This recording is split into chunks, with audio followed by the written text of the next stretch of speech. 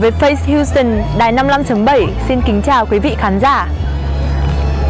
Tết là dịp để cho mọi người cùng tụ họp, sum vầy cùng gia đình, bạn bè, người thân. Nhưng hiện tại, chúng ta đang phải sống trong một cuộc sống đầy bộn bề, lo toan về các mối quan hệ, về gia đình, về công việc.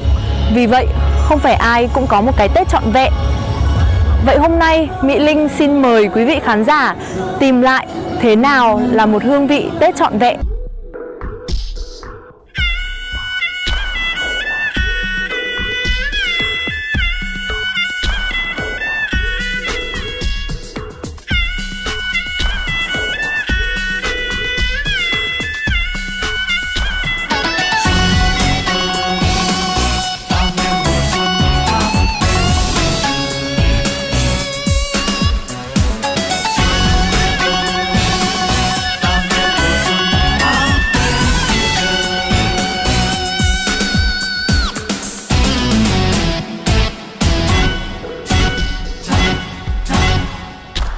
Mùa xuân ơi, ta nghe mùa xuân hát bên kia trời, đồi núi xanh ngời. Đâu đây tiếng đàn cầm buông lá lơi, đâu đây tiếng lòng tôi nghe ta tới.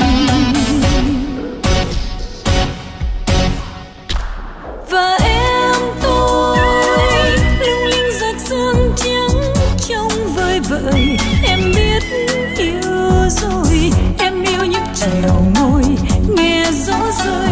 Em yêu tiếng đàn tôi, yêu thế thôi.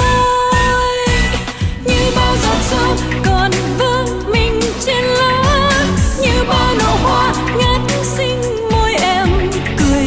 Như xuân chờ đông tình ta còn xa quá, nên anh chờ em chẳng biết đến bao giờ. Đêm nay từng đàn chim trắng về xa em, biết ngày xuân nắng có còn vương trên môi em.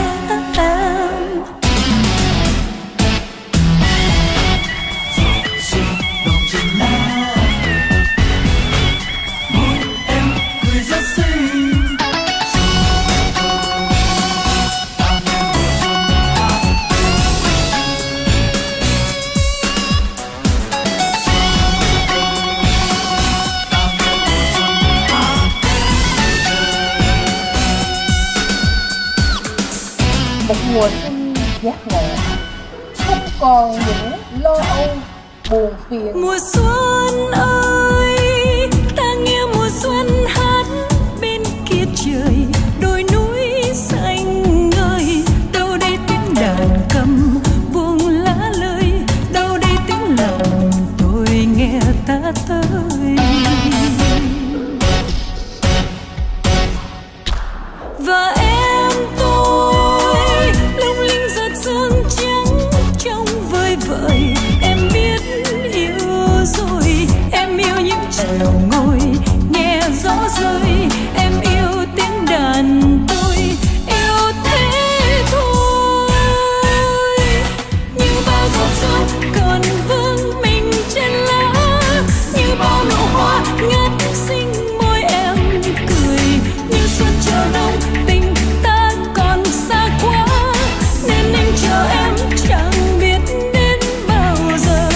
Đêm nay từng đàn chim trắng về xa em, biết ngày xuân nắng có còn vương trên môi em.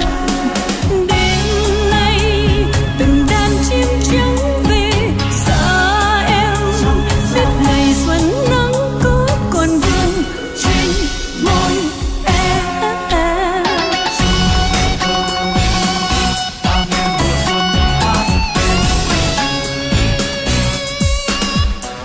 Mùa xuân ơi, ta nghe mùa xuân hát bên kia trời.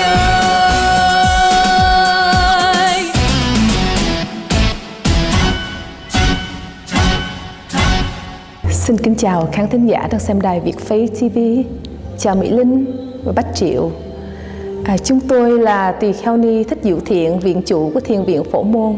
hôm nay rất là vui được chào đón quý vị trong cái mùa Tết năm nay và chúc cho tất cả quý vị luôn có được niềm vui trong cuộc sống. Kính thưa quý vị, khi mà nói đến Tết là nói đến một cái mùa xuân. Mà khi nói đến mùa xuân thì chúng ta phải nhớ rằng là có xuân thì sẽ có hạ, có thu và có đông. Xuân hạ thu đông 4 mùa luôn thay đổi. Cũng vậy, tâm thức con người ta cũng thay đổi theo 4 mùa.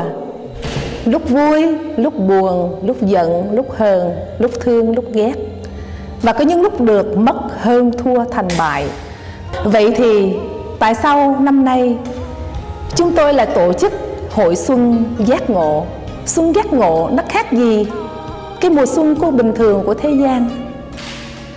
Thật ra Xuân Giác Ngộ giúp cho chúng ta hưởng được một mùa xuân thế gian một cách rất là trọn vẹn. Bởi vì khi tâm của chúng ta được thông thoáng, tâm của chúng ta được sáng, tâm của chúng ta đầy đủ cả trí tuệ và từ bi, thì khi đứng trước tất cả những được mất, hơn, thua, thành bại, những cái đến và đi của cuộc đời, chúng ta có sự cảm thông, có sự hiểu, có sự thương. Và chúng ta có thể để cho mọi chuyện nó trôi qua một cách nhẹ nhàng. Bởi vì trong chúng ta còn có được một mùa xuân giác ngộ. Cái mùa xuân mà không bao giờ thay đổi theo những biến đổi của cuộc đời. Cho nên khi mà chúng tôi tổ chức cái Hội Xuân Giác Ngộ, chúng tôi muốn mang cho quý vị một món quà tâm linh.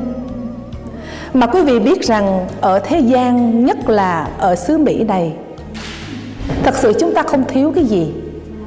Tiền chúng ta có, tình chúng ta cũng có, danh lợi đôi khi chúng ta cũng có, nhà, xe, công ăn việc làm rất là tốt.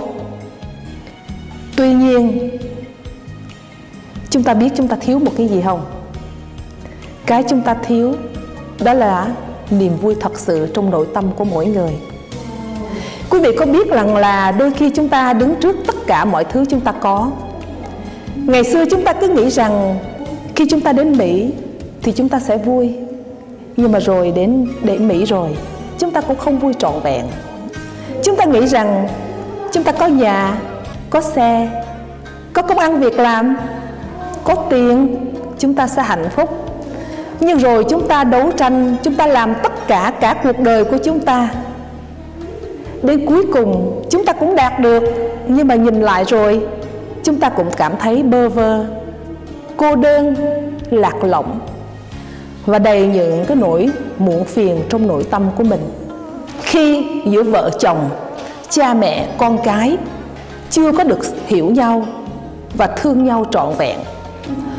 Mùa xuân giác ngộ năm nay, khi chúng tôi hiểu được rằng quý vị còn một điều mà quý vị cần phải phát triển, đó là cái đời sống tâm linh, thưa quý vị. Bởi vì quý vị biết rằng trong cái nhà băng của thế gian á, thì chúng ta có lẽ là đầy đủ lắm, nhưng mà chúng ta thiếu một cái nhà băng tâm linh. Có lẽ là cái nhà băng tâm linh của chúng ta bắt đầu cạn rồi đó. Mà khi cái nhà băng tâm linh của chúng ta cạn là nội tâm của chúng ta đó là bế tắc. Thì quý vị biết chuyện gì xảy ra không? Có nghĩa là chúng ta bị nhiều stress. Và khi tâm chúng ta không thông, không thoáng, thì lời nói của chúng ta, suy nghĩ của chúng ta và hành động của chúng ta sẽ làm tổn thương cho mình và tổn thương cho những người xung quanh. Đó là lý do mà chúng ta cần phải có nhà băng tâm linh. Đó là đời sống tâm linh của chúng ta. Nhà băng tâm linh giúp cho đời sống tâm linh của chúng ta mỗi ngày thêm thông thoáng, thêm sáng, thêm tỏ, đầy đủ những sự hiểu biết và thương yêu.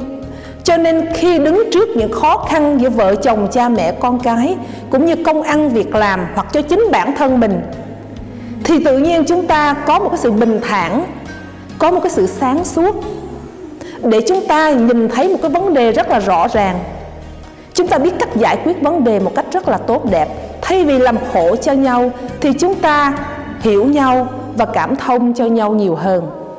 Kính thưa quý vị, Và Hội Xuân Giác Ngộ năm nay có một cái điều đặc biệt là được tổ chức bằng cái tâm của những người đi trên con đường giác ngộ. Một cái tâm hồn rất là thông thoáng. Mặc dù quý vị biết những ngày mà tổ chức như vậy, mọi người về thức khuya dậy sớm làm việc rất là nhiều, nhưng mà ai cũng nở một nụ cười trên môi. Thiền sinh ở suối Từ Dallas do Hòa Thượng Thích Thông Hội làm viện chủ, và thiền sinh ở Phổ Môn hết lòng hợp tác với nhau để có một cái mùa xuân trọn vẹn để đón tất cả mọi người về. Và quý vị biết những gian hàng bánh chưng, thức ăn, bún, rồi những cái thư pháp, những cái món hàng hoa, hoặc là những cái vườn công đức để cho mọi người đến kết duyên giác ngộ, hoặc là những cuốn sách Sức Mạnh Giác Ngộ do chúng tôi viết. Trong cuốn sách đó, nó giúp cho tất cả mọi người làm sao khi mở từng trang sách ra, đó là cả một bài học quý giá để làm sao giúp cho đời sống tâm linh của mình ngày một thăng hoa, ngày một tốt đẹp.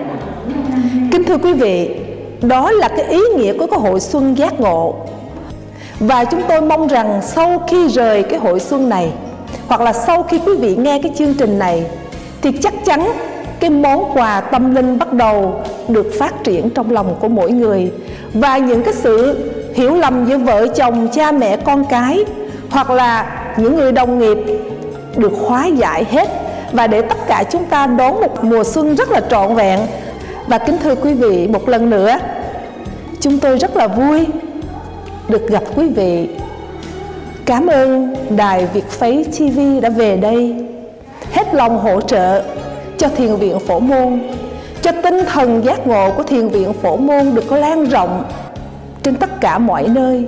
Và mong sao cho tất cả mọi người, nhà nhà có được niềm vui, người người có được niềm vui, và tất cả mọi người sống trong sự an bình của một đất nước mà ngày mỗi ngày có đầy đủ sự hiểu biết và sự cảm thông.